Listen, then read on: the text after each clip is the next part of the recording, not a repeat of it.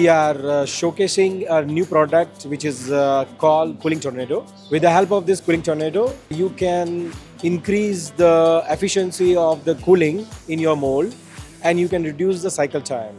It offers you the conversion of the laminar flow within the cooling line of the mold to the turbulent flow, and with the help of this, you can increase the efficiency of the cooling. I'm Rajnikant Patel. I'm the director of HASCO India Private Limited. We are here at NTTF exhibition, which is located in Auto Cluster in Pune.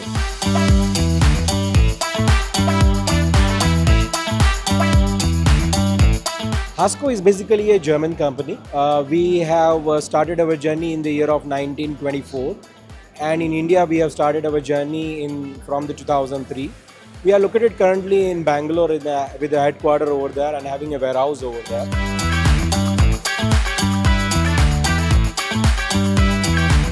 So we are basically, our target audience is related to the tool makers actually, because these are our prime customers, and the mold designers and the injection molder. And basically automotive is one of the key industry where we are supporting with our innovations.